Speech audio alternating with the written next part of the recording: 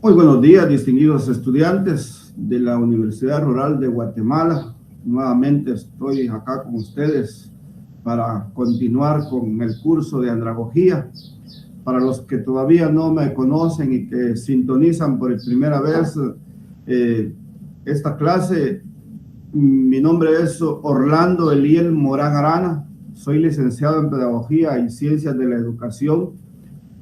Trabajo con la Universidad Rural de Guatemala desde el 2009. He tenido la dicha de compartir de manera presencial y en esta oportunidad pues trabajando de manera virtual, adaptándonos a estos retos que la tecnología nos impone y que las condiciones de nuestro país y del mundo entero por la pandemia pues nos ha obligado de alguna manera a crear estos nuevos espacios para poder impartir el conocimiento.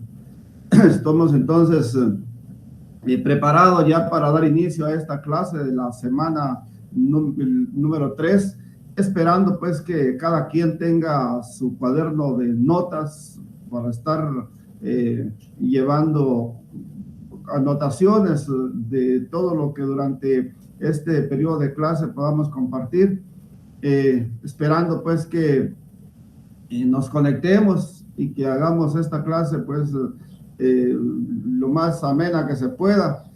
Lamentablemente estamos a distancia, no se puede interactuar maestro-alumno, ni podemos tener experiencias vivas. Sin embargo, pues lo que podamos el día de hoy aprender y asimilar, pues que nos sirva para más adelante. Nuevamente, pues motivarlos y felicitarlos por tan noble carrera que han elegido para profesionalizarse. Ya sabemos de que el premio a esta carrera es sin duda el éxito de nuestros alumnos. Ver triunfar a nuestros alumnos es la mayor satisfacción que el maestro puede tener. Así es que enhorabuena, sigamos adelante, no desmayemos. Siempre habrá obstáculos en el camino que se imponen para poder seguir nuestro proceso de enseñanza-aprendizaje. Sin embargo, nada puede detenernos cuando tenemos un objetivo bien plasmado, bien visualizado. Les he compartido yo siempre la experiencia, les he dicho, cuando uno escala una montaña, estoy seguro que más de alguno ya tiene la experiencia de haber escalado un cerro, un volcán. Cuando uno va a media altura, ve hacia abajo y dice cuánto he recorrido, pero ve hacia arriba y también dice cuánto me falta por recorrer, y se queda estancado de repente y como que siente cansancio y como que de repente prefiere descansar, y entonces como que pierde el interés por seguir. Pienso yo que la mejor opción es seguir adelante hasta llegar a la cima, porque es al final de cuentas en donde está el premio o la satisfacción. Así es que después de este saludo desde el oriente del país, desde el departamento de Jutiapa, pues vamos a dar inicio a conocer algunas diapositivas que tengo preparadas para esta clase número 3.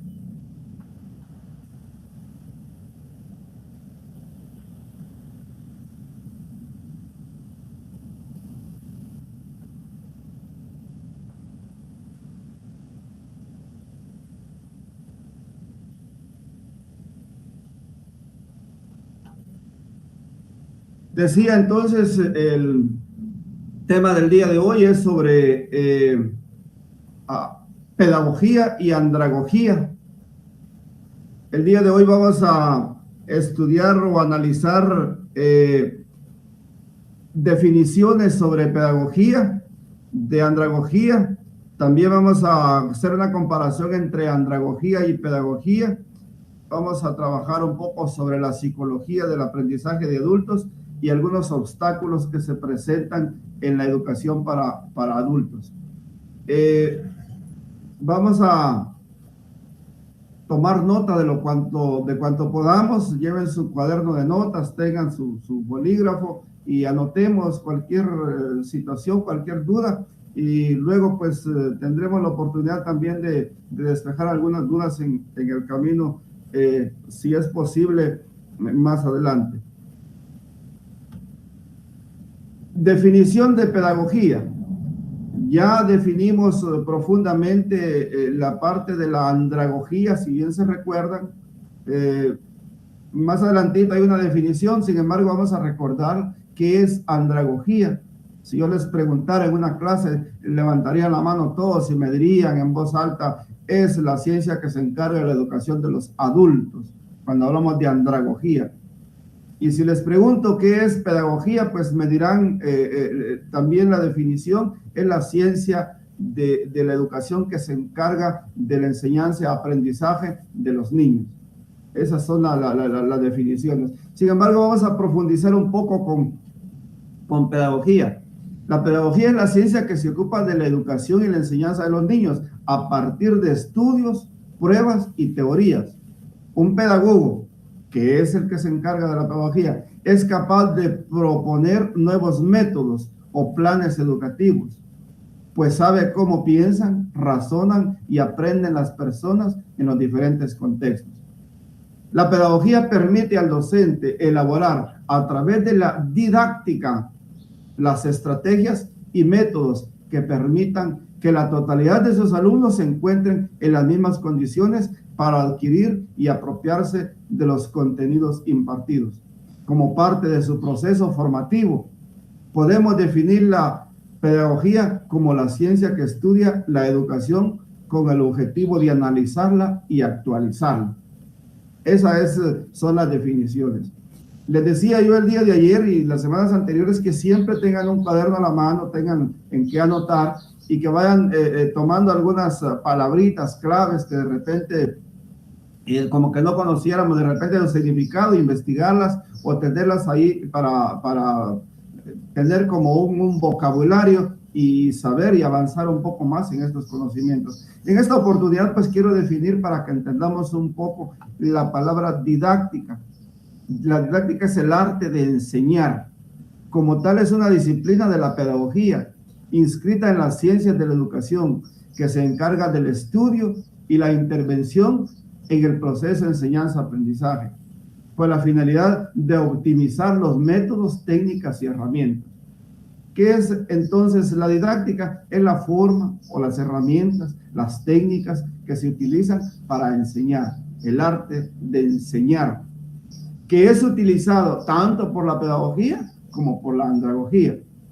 Decíamos entonces la definición de pedagogía, entonces vamos a ir dejándola muy clarita: es la que se encarga de la educación o de la enseñanza-aprendizaje de los niños y utiliza didácticas diferentes a las didácticas que se utilizan en cuanto a la andragogía. El origen de la pedagogía se deriva del griego paidos, que significa niño, y aigen, que significa guiar, conducir, cuyo significado inicial hace referencia al esclavo que llevaba al niño a la escuela. Con el tiempo, ambas palabras, niño y guía, se unieron, han ido adoptando un sentido más amplio, pues una vez de la niñez se contempla y esta guía física ha pasado a un acompañamiento más vivencial, más constante y con un rol más responsable. Para ir definiendo entonces cómo nace la pedagogía, ya se habla del origen etimológico. Paidos significa niños, aigen significa guiar, unidos pues pedagogía. Pero ¿de dónde surge? En tiempos antiguos, como ustedes habrán estudiado ya algunos aspectos de esto, de historia, en la antigüedad era el esclavo o el sirviente o el mozo del patrón que llevaba al niño a la escuela. El patrón se quedaba en casa, el jefe se quedaba en casa, el noble se quedaba en casa y mandaba al esclavo con el niño. Hay muchas historias en donde los esclavos o las mismas mozos o los empleados domésticos o empleadas domésticas han educado a los niños. Hasta la fecha suceden casos particulares o casos especiales de esta manera. En el tiempo anterior era el esclavo el que llevaba al niño a la escuela.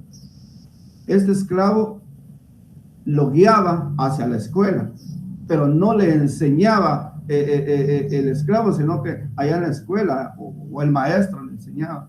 Pero el niño, hay películas relacionadas con eso también. Como no tenía con quién comentar lo que aprendía, venía comentando con el esclavo. Al mismo tiempo lo estaba educando. Había una interacción pedagógica de enseñanza en el camino. Entonces, ahí surge pues la pedagogía. Guiar al niño en la educación. Eso es lo que al final de cuentas significa. Aquí vemos algunas imágenes que he tratado de colocar, como era antes la pedagogía. Solo era un alumno, un solo maestro, se compartían la enseñanza. Luego fue creciendo la cantidad de alumnos para un solo maestro, y actualmente pues que ya ha evolucionado, salones de clase de 40, 50 alumnos para un solo maestro. Didácticamente de repente hasta no está bien, pero las condiciones en nuestro país a veces nos obligan a que sea gran cantidad de alumnos en una sola aula, y en algunos casos pues que hay pocos. Lo prudente sería entre unos 20, 30 alumnos en una clase para poderlos atender mejor, y en estos casos de manera virtual pues es diferente. El término pedagogía se origina en la antigua Grecia, al igual que muchas de las ciencias. Ya conocemos cuántas ciencias han surgido o han tenido su auge en la antigua Grecia. Podríamos decir que la mayoría de las ciencias tienen su origen ahí. Esto debido a que recogieron, enriquecieron y complejizaron los saberes de culturas anteriores para luego transmitirlos. Primero se realizó la acción educativa y después nació la pedagogía, para tratar de recopilar datos sobre el hecho educativo, clasificarlos, estudiarlos, sistematizarlos y concluir una serie de principios normativos. La pedagogía nace entonces en Grecia, pero fue evolucionando. De hecho, dice el concepto que primero nace la educación, o que primero se empieza a enseñar y después le dan forma a la pedagogía, a métodos para enseñar. Nacen entonces una serie de métodos, una serie de conceptos, una serie de ideas para luego ponerlas en práctica ya de manera sistemática. Juan Amós Comenio fue el primero en hablar de la primera escuela o escuela materna. No la consideraba una institución fuera de la familia, pero sí la primera en transmitir una serie de valores al niño. La familia también educará y aportará otras enseñanzas, pero según Comenio, será la madre la primera en hacerlo. Desde aquí este gran pedagogo empieza y dice que la primera escuela es la escuela materna, es decir, la escuela de la casa, en donde la familia juega un papel muy importante sobre la educación. Como que había una contraposición a la idea de que solo el maestro era el que tenía la obligación de enseñar. Ahora Juan Amós Comenio dice, no, también la casa, también el hogar, también la mamá, también el papá. De hecho, que el niño o todos, desde que nacemos, empezamos a educarnos. Desde el primer instante que abrimos los ojos a la luz de la vida, ya empezamos a descubrir y a conocer.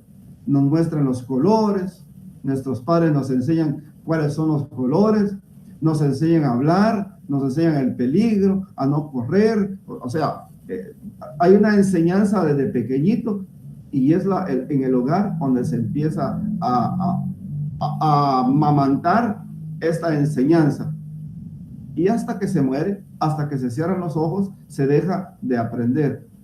Entonces, el primer pedagogo que muestra esta nueva escuela es Juan Amós Comenio. Les invito a indagar sobre él a través de las redes.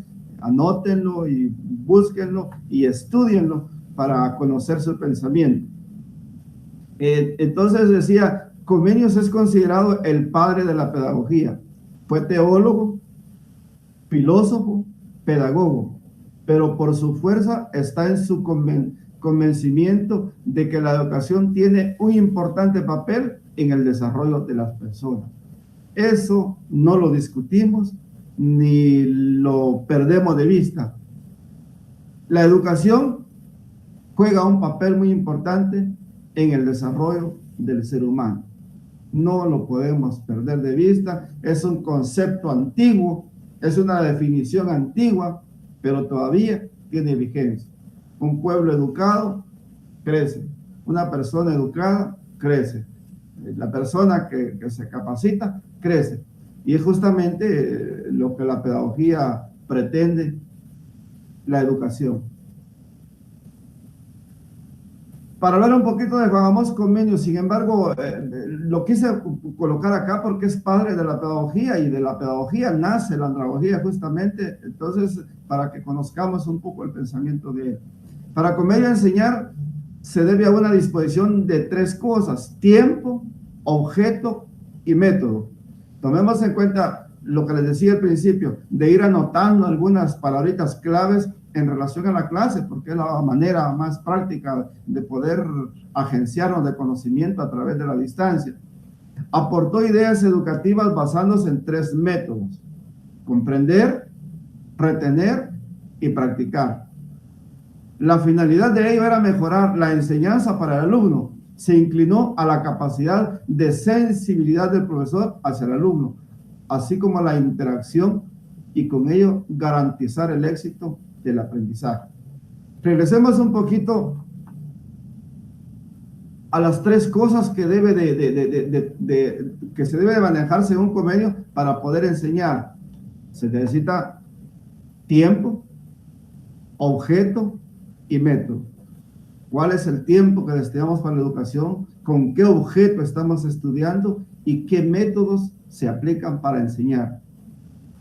Pero este método, esta segunda parte, aportó ideas educativas basándose en tres métodos: comprender, retener y practicar.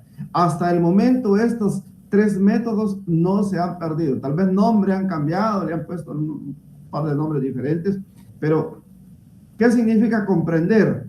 Cuando estamos en el aula como alumnos, comprendemos lo que el maestro está tratando de enseñarnos. Comprendemos y aprendemos.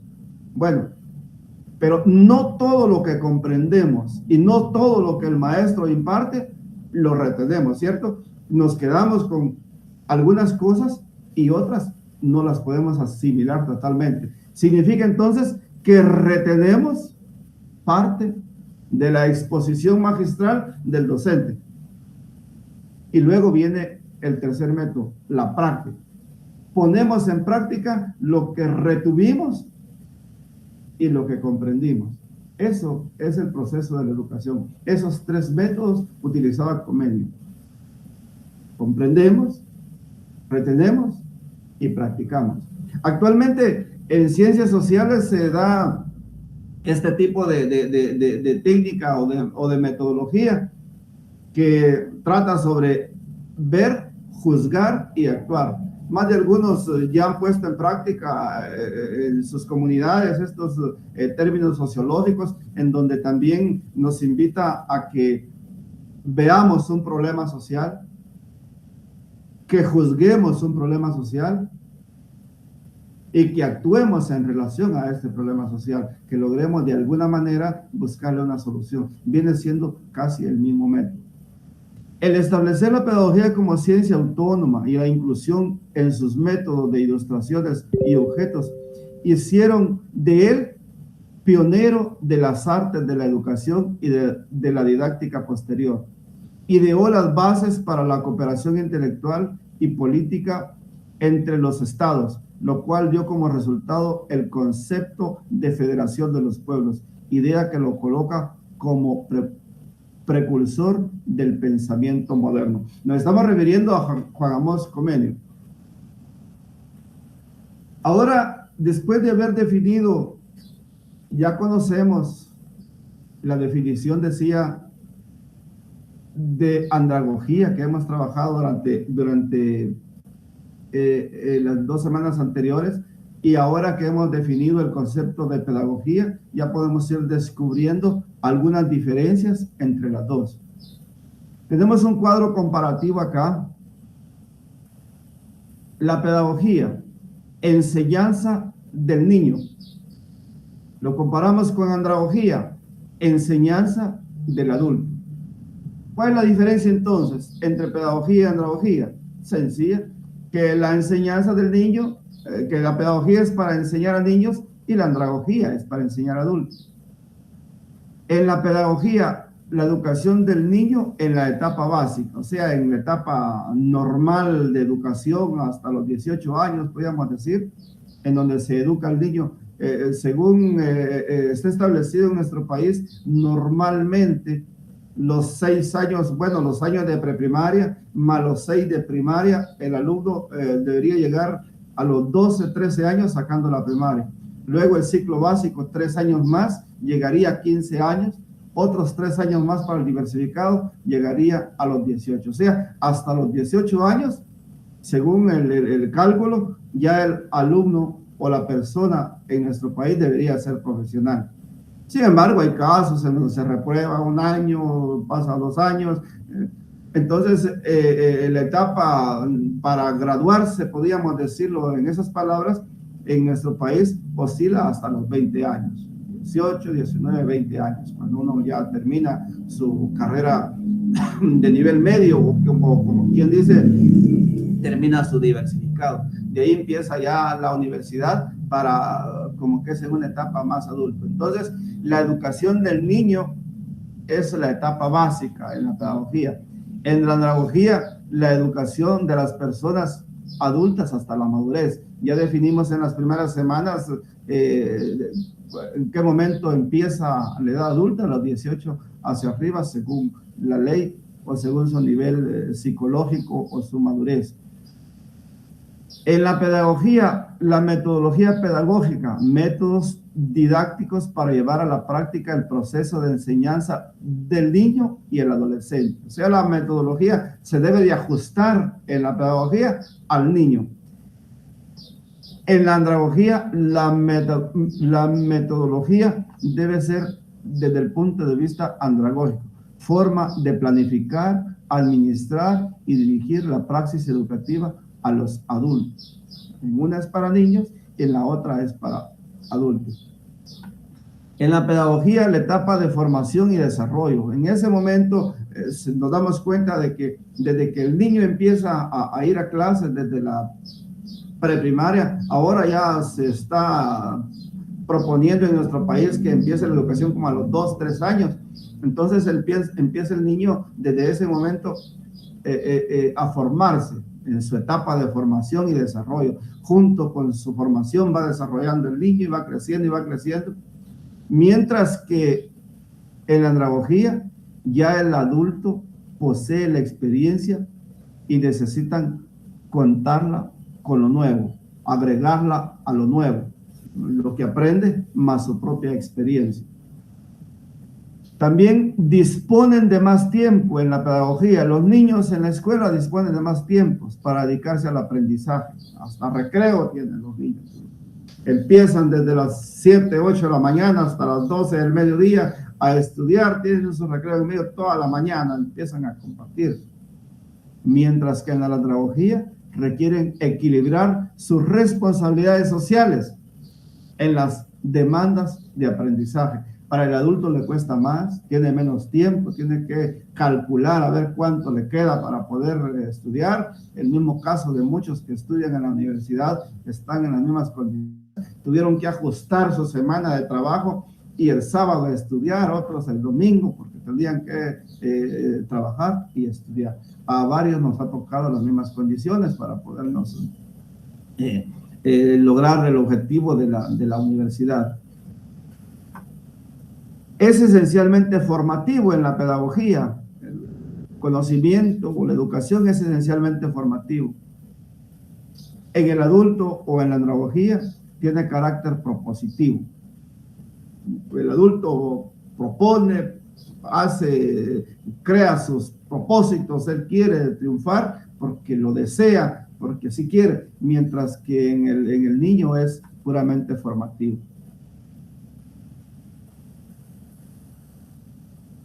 Hemos analizado hace unos minutitos a Juan Amos Comenio.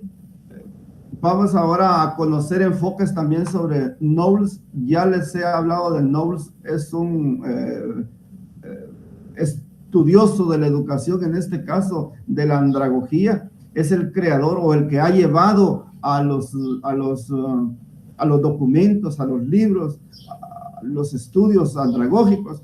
Por eso ya se le ha dado, así como a Juan Amos Comenio se le ha nombrado el padre de la pedagogía, ahora a Knowles se le considera el padre de la andragogía. Y él presenta dos enfoques desde el punto de vista didáctico pedagógico y otro desde el punto de vista didáctico andragógico, para marcar un poquito la diferencia entre los dos. Veámoslas ahora. Esto, bueno que le tomemos nota más adelante para tener en nuestro cuaderno, en el momento de un examen, poderle pegar una ojeadita. El enfoque pedagógico, dice Knowles, depende del profesor. En la pedagogía, depende del profesor. Prefiere un aprendizaje centrado en la asignatura o la materia. Responde bien ante incentivos intrínsecos, como la motivación. No tienen experiencia de vida suficiente para usarla en favor de su aprendizaje en el aula. Esos son los conceptos. Yo estoy seguro que ya los entendimos claramente. Depende del profesor, del que esté enfrente, del que imparte, del que da la cátedra, del que induce a la educación al alumno. Como docentes, y cuando tenemos alumnos pequeños en el aula, los hacemos, los motivamos, los hacemos que ellos aprendan a través de un montón de simbologías. Prefiere también el aprendizaje centrado en la asignatura, solo la materia, solo lo que vamos a aprender, solo esto quiero saber yo en este momento. Está centrada el enfoque pedagógico en ese campo. Los niños también responden bien a los incentivos extrínsecos, dice ahí. ¿A qué se refiere? A la motivación.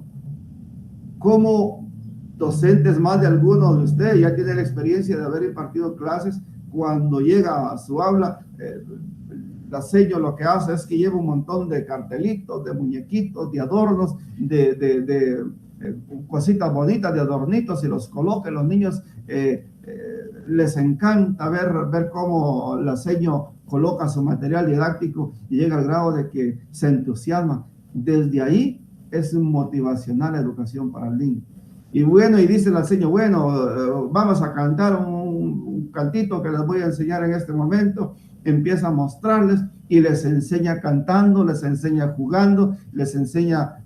Esa es la verdadera didáctica de la pedagogía, mostrar y enseñar de esta manera.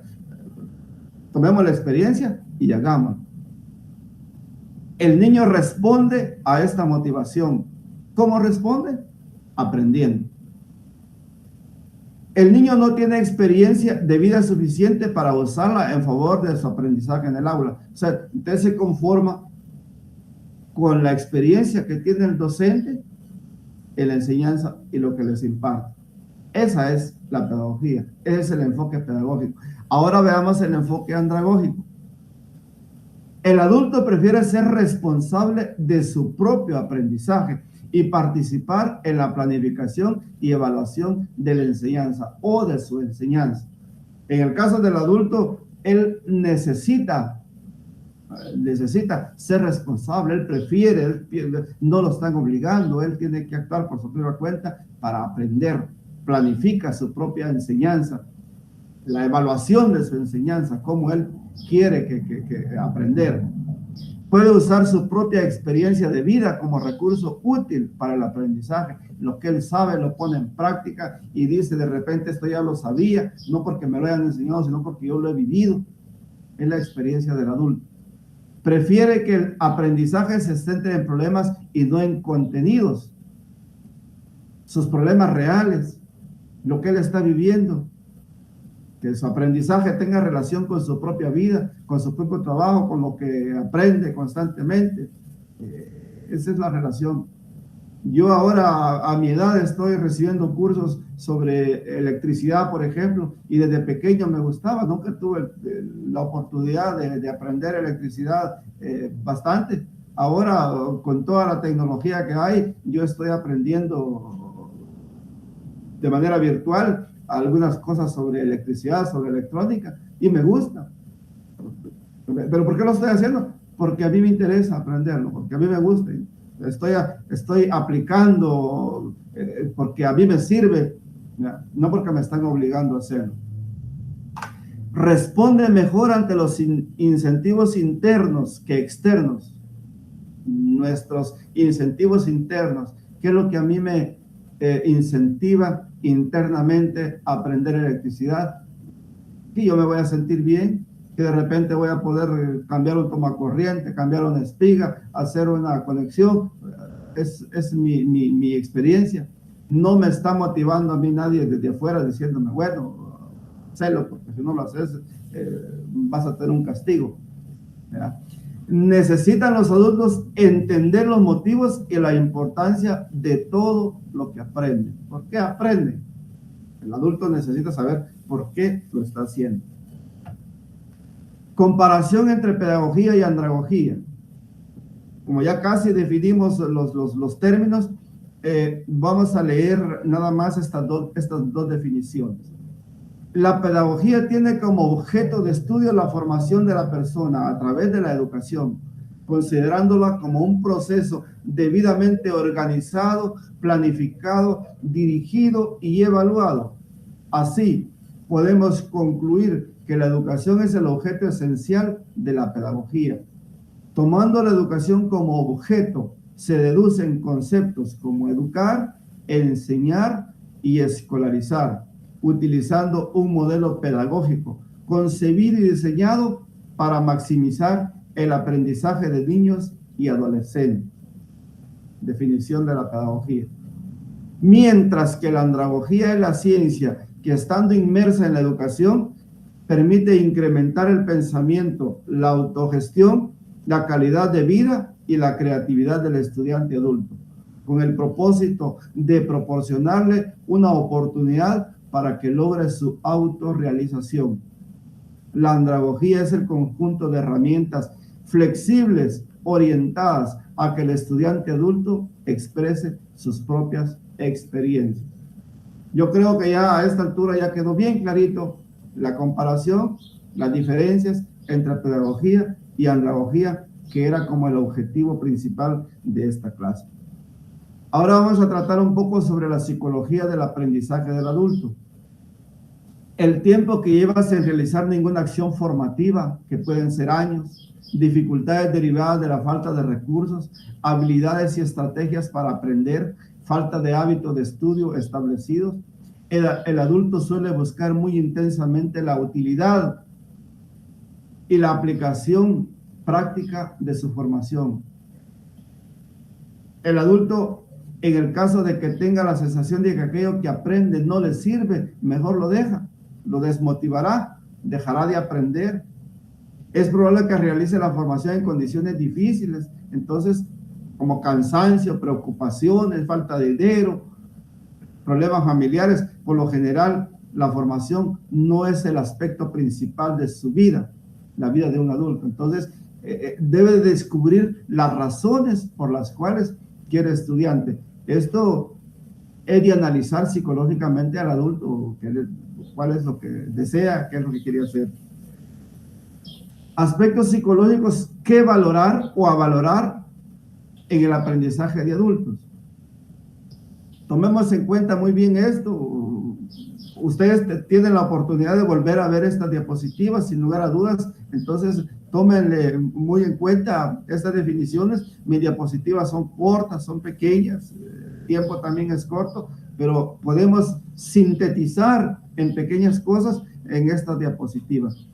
Entre las necesidades por las cuales el adulto desea aprender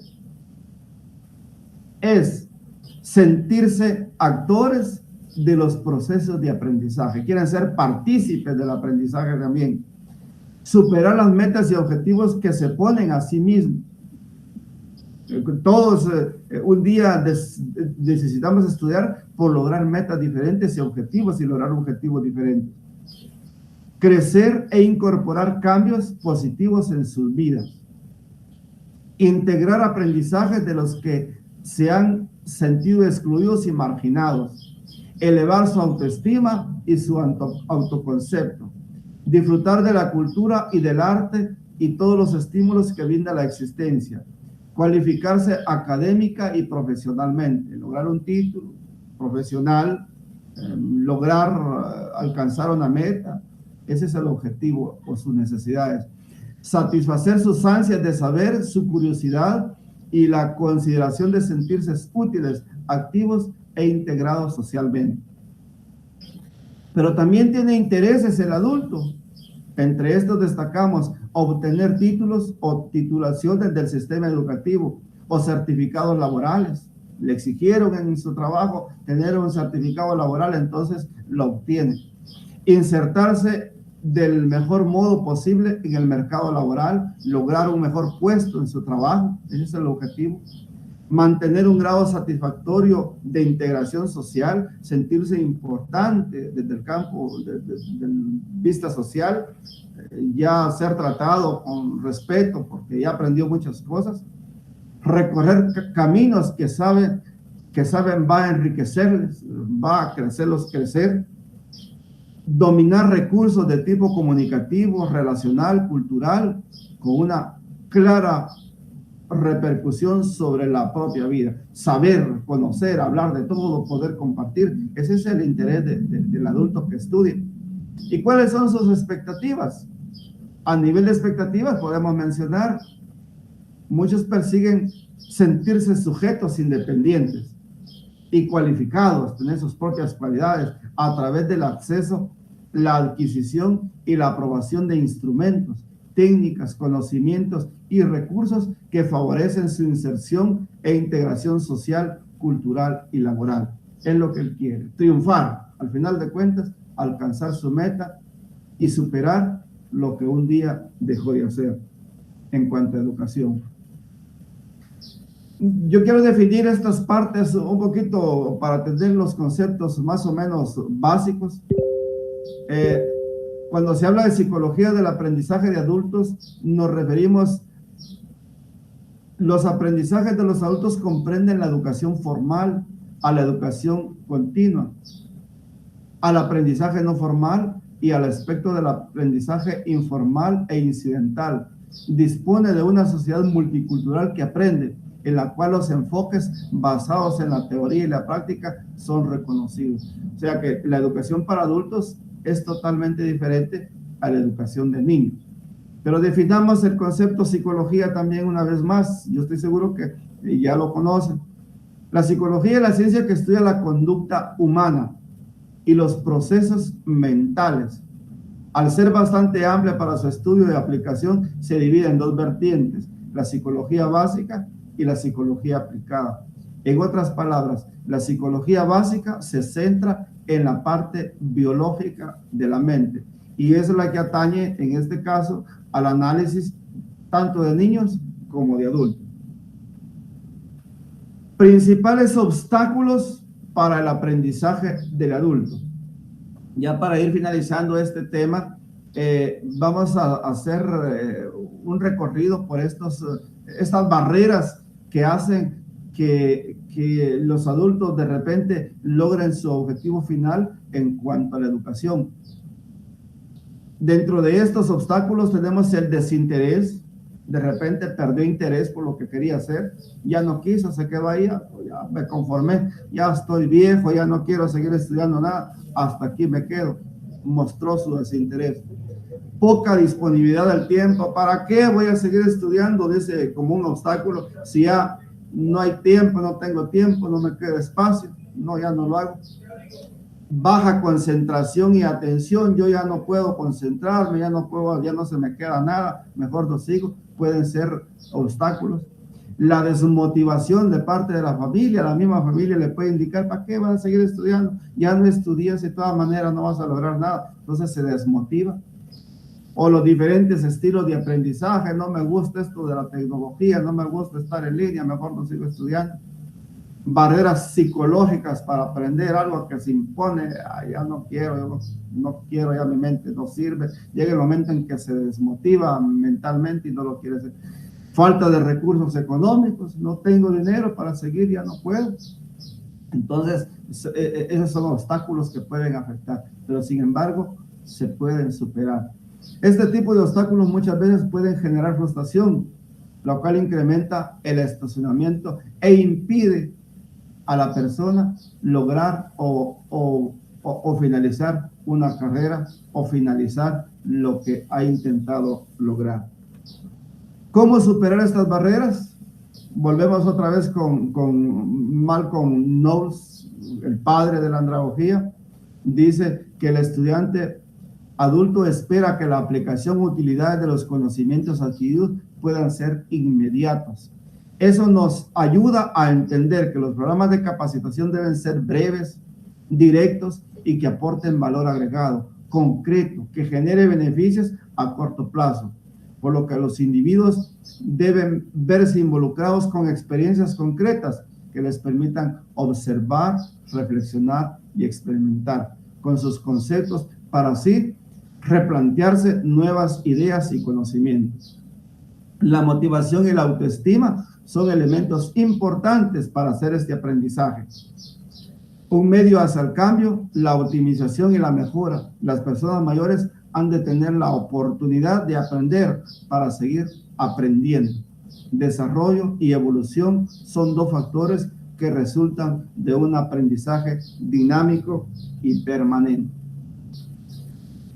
Aspectos a tener en cuenta en la educación de adultos: ayudar a crear nuevas estrategias de aprendizaje, establecer muy claramente cuáles son los objetivos que quiere alcanzar, combinar los aspectos teóricos con los prácticos, relacionando lo abstracto con lo concreto y lo cotidiano, dar mucho énfasis a la parte práctica, concreta, útil de las enseñanzas, establecer relaciones entre los que aprenden y su aplicación en el trabajo. Y es muy importante crear un clima de confianza, entendimiento entre el profesor, el formador y el alumno. Estimular y motivar, valorando muy especialmente el sobreesfuerzo realizado por el alumno adulto para aprender.